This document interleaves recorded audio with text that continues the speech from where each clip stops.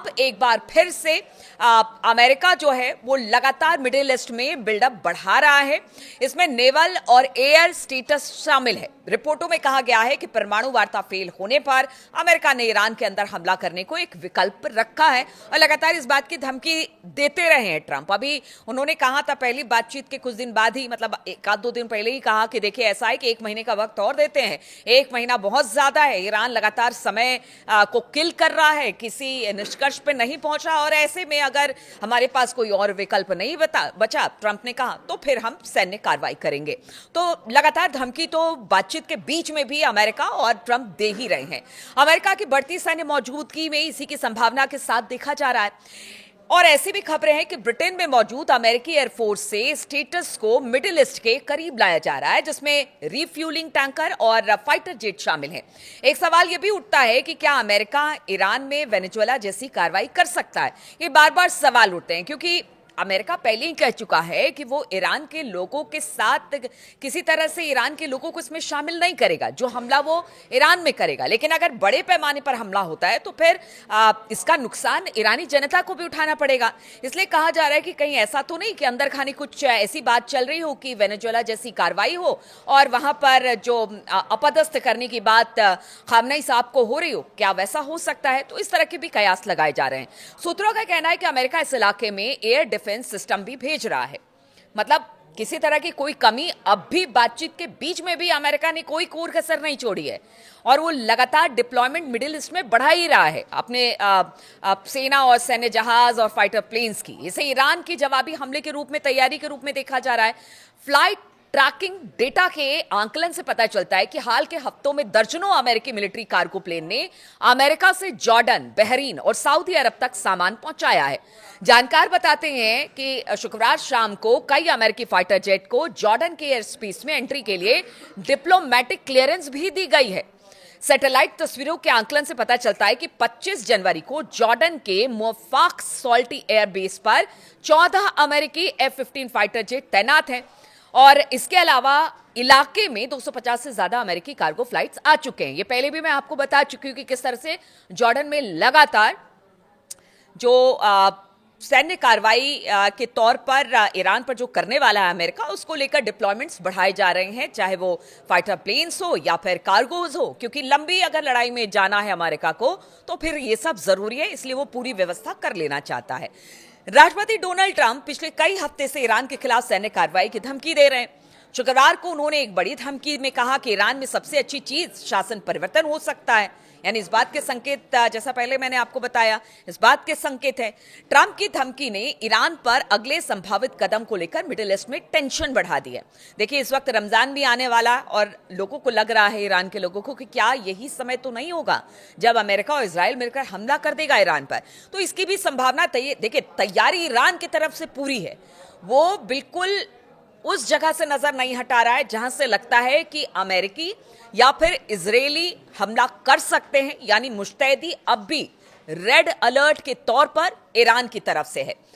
जानकारों के अनुसार अमेरिकी प्रशासन अभी तक यह समझ नहीं पाया है कि अगर वो ईरानी शासन को हटाता है तो फिर आगे क्या होगा।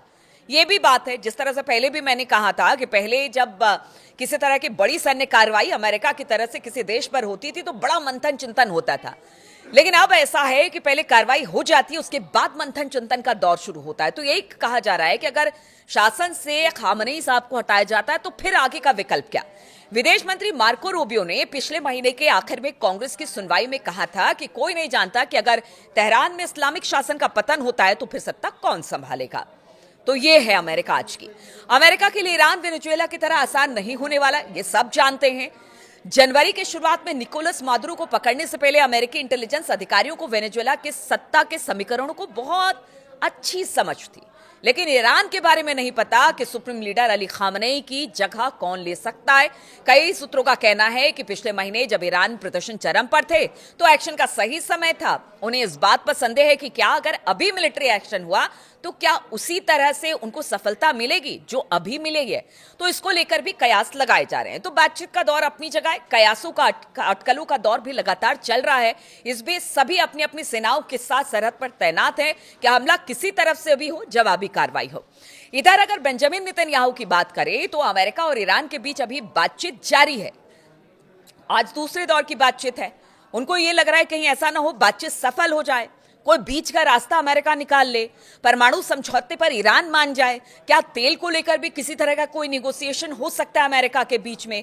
अगर ऐसा हुआ तो फिर ईरान का जो संकट उसके सर पे मंडरा रहा है, यानी इजराइल के संकट पे मंडरा रहा है, उसका होगा क्या? तो बड़ी ऊहापोह की स्थिति में इस वक्त बेंजामिन नेतन्याहू भी है। और इजराइल के प्रधानमंत्री बेंजामिन नेतन्याहू ने कहा कि ईरान के साथ किसी भी संभावित समझौते में न्यूक्लियर मटेरियल हटाना, यूरेनियम संवर्धन पर रोक लगाना और बैलिस्टिक मिसाइलों पर रोक लगाना शामिल होना चाहिए। यानी वो अपनी शर्तें रख रहे हैं। उन्होंने कहा है कि सिर्फ ऐसा नहीं है कि इनरिचमेंट कर लिया यूरेनियम का तो उसको हटा देने से काम चलेगा, नहीं, आपको वो जगह पर वो मशीनों को, वो संयंत्रों को भी हटाना होगा जिससे यूरेनियम इनरिचमेंट का काम होता है। यहां तक शर्तें रख दी हैं। आपको लगता है कि ईरान मानेगा? ये कभी नहीं मान सकता ईरान। हालांकि उसने साफ कहा है कि ये बातचीत इसराइल के साथ नहीं, अमेरिका के साथ हो रही है। बातचीत हम अमेरिका साथ करेंगे। इसीलिए नेतन्याहू क्या कहते हैं उससे बहुत ज्यादा फर्क ईरान को नहीं पड़ता। लेकिन नेतन्याहू ने वॉशिंगटन में अमेरिकी राष्ट्रपति डोनाल्ड ट्रंप के साथ हाल में ही मुलाकात की और इस बीच नेतन्याहू ने यह भी चेतावनी दी कि गजा में फिर से युद्ध शुरू हो सकता है। अमेरिकी राष्ट्रपति के साथ इस मुलाकात के बाद रविवार को एक पब्लिक कॉन्फ्रेंस में नेतन्याहू ने कहा कि ट्रंप एक डील करने की संभावनाओं को पूरी तरह से इस्तेमाल करने के लिए पक्के इरादे रखते हैं। अब हो सकता है कि ऐसा हो जाए। हालांकि नेतन्याहू ने कहा कि उन्हें ईरान के साथ किसी भी डील को लेकर संदेह है। तो देखिए, ईरान ये कहता है कि आज तक हमने अपने पड़ोसियों पर कभी हमला नहीं किया, इजराइल ने किया। हमने कभी भी नियम नहीं तोड़े, इजराइल ने तोड़े हैं। और अब वो हम पर संदेह कर रहा, ये बात ईरान लगातार कहता रहा है। और अब देखिए, नेतन्याहू को वो ईरान पर ही डील को लेकर संदेह कर रहे हैं कि पता नहीं डील होगा भी तो ईरान कितना मानेगा।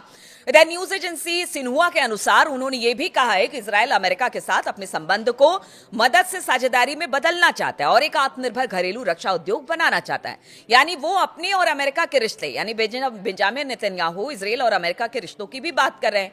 क्योंकि बार बार खबर आ रही है कि क्या अब इजराइल को भी अमेरिका छोड़ देगा? अगर डील ईरान के साथ हो जाती है तो क्या अलग थलग पड़ जाएगा इजराइल? इसलिए वो अपने और अमेरिका के रिश्तों की भी बात कर रहे हैं। तो आज की जो बातचीत जेनेवा में होनी है वो बहुत अहम है।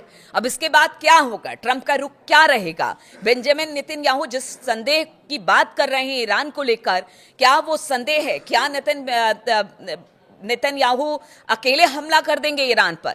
ये बहुत सारी बातें हैं जो आज की बात पर डिपेंड करता है कि इस पर क्या बातचीत होती है। इस पर लगातार हमारी नजर बनी रहेगी। आप बने रहिए हमारे साथ।